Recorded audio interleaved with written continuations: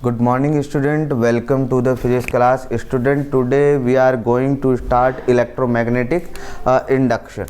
What is electromagnetic induction? Electromagnetic induction. Student ये बहुत important topic है, ये आपके 12th में भी बहुत काम आएगा जो बच्चे साइंस लेंगे, और यहाँ पर भी क्वेश्चन इससे बनेगा। देखो मैं बता देता हूँ आपको पहले ही, ये 10th में बोर्ड एग्जाम में क्वेश्चन इससे बनेगा। इससे प्रैक्टिकल क्वेश्चन भी पॉसिबल है और थियोरेटिकल भी पॉसिबल है। ओके, तो इलेक्ट्रोमैग्नेटिक इंडक्शन, एक्चुअली एक साइंटिस्ट थे हमारे माइकल फैराडे। उन्होंने इंडक्शन के बारे में, मतलब कि मैग्नेटिज्म से करंट को कैसे बनाया जाता है और कैसे ईएमएफ इंड्यूस किया जाता है, वो फिनोमिना जनरेट करने वाले one of the famous scientist that was Michael Faraday. Michael Faraday ने हमें इसके बारे में टोटल जानकारी दी। तो चलिए थोड़ा डिस्कस कर लेते हैं कि है क्या ये। Actually electric current produced by magnetic force, जब मैग्नेटिक फोर्स से इलेक्ट्रिक करंट प्रोड्यूस होता है तो क्या होता है, हम कहेंगे कि ईएमएफ इंड्यूस हुआ होगा सर्किट के अंदर, फिर इलेक्ट्रिक फोर्स प्रोड्यूस हुआ। राइट स्टूडेंट, तो चलिए स्टार्ट करते हैं इलेक्ट्रोमैग्नेटिक इंडक्शन। तो मैग्नेटिक लाइन ऑफ फोर्स जब किसी कॉइल से कनेक्टेड होती है, स्टूडेंट ध्यान से समझना, मैग्नेटिक लाइन ऑफ फोर्स, ये मैग्नेटिक फील्ड लाइंस, ये भी हम बोल सकते हैं। तो number of magnetic field line link with the coil change, या फिर changing magnetic field line link with the coil an EMF induced in it and an induced current flow through it. तो इसको एक एक्टिविटी के through समझते हैं, ये Michael Faraday ने हमें बताया था। तो एक्टिविटी नंबर 1, एक्टिविटी नंबर 1, तो फर्स्ट एक्टिविटी में क्या हुआ, हमने एक यहाँ पर एक कॉइल ली, this one is the coil. Okay, एक गैल्वेनोमीटर यहाँ पर लगाया। What is galvanometer? Galvanometer is a device, it is an instrument और it is an device, it is an instrument which is used to detect small currents, very small current। Instantly कोई भी current बनती है तो उसको detect करने के लिए यूज किया जाता है गैल्वेनोमीटर। इसको हमने गैल्वेनोमीटर कहा। तो ऐसा ही कुछ हम यहाँ पर करेंगे। हमने यहाँ पर रेस्ट पर एक मैग्नेट रखी। फर्स्ट एक्टिविटी का नाम क्या है, whenever no change in magnetic field. इसका मतलब क्या हुआ, this one is south pole, this one is north pole. इसको एक्सपेरिमेंट को हम दो तरीके से समझ सकते हैं, या तो हमारे पास दो कॉइल हो, एक कॉइल में करंट फ्लो हो रहा हो। जब किसी कॉइल के अंदर करंट फ्लो होता है तो उससे मैग्नेटिक फील्ड होता है, और जब उसको मूव कराते हैं तो वो मैग्नेटिक फील्ड चेंज होता है, उसको बोलते हैं हम चेंज इन मैग्नेटिक फील्ड। और जब वो दूसरी कॉइल से कनेक्ट होता है तो एक ईएमएफ इंड्यूस हो जाता है, जिसकी वजह से करंट फ्लो होती है through the circuit, this it. तो अब उस कॉइल की जगह हम क्या यूज कर रहे हैं इनिशियल स्टेज पर, मैग्नेट, और ये मैग्नेट हमारी रेस्ट पर है।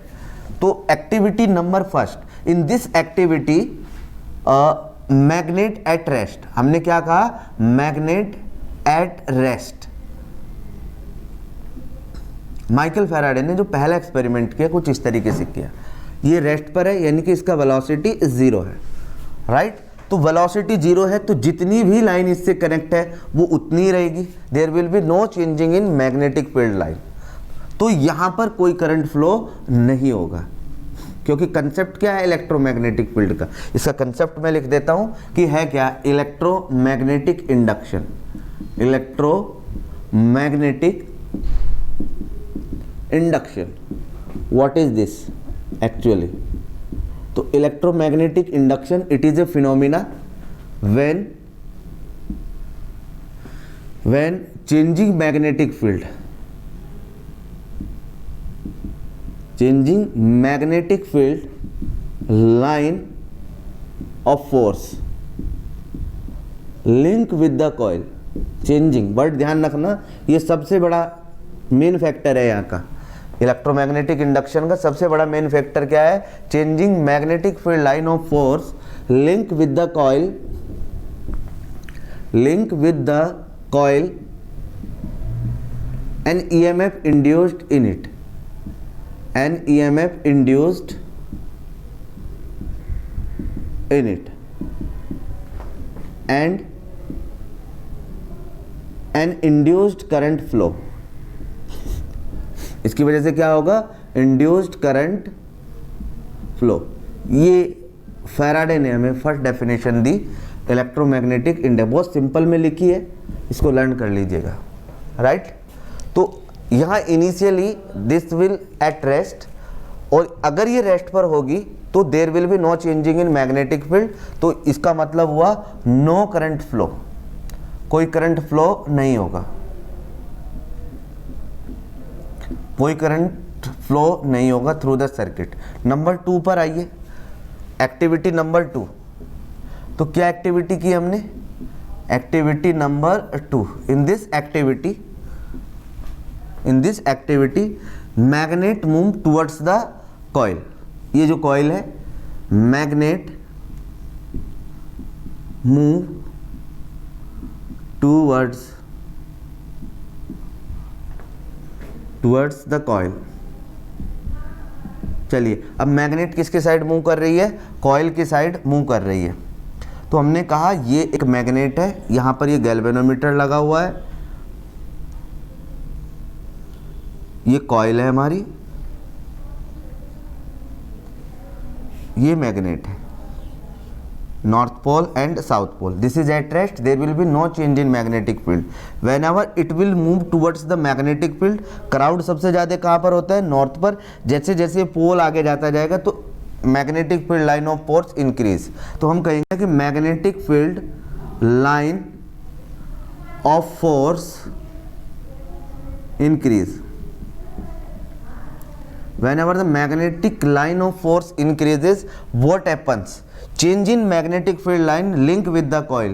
एक EMF इंड्यूस हो जाएगा, और ड्यू टू दैट EMF, उस EMF की वजह से यहाँ पर एक करंट फ्लो होगी।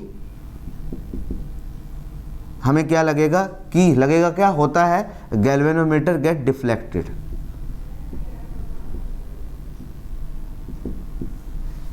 Okay, activity number 2।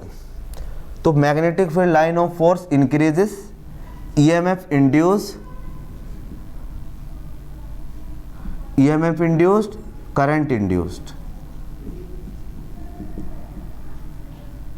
That we can see in the galvanometer. Galvanometer में हम उसको देख सकते हैं। ओके, नेक्स्ट पॉइंट पर आइए, थर्ड एक्टिविटी, एक्टिविटी नंबर 3।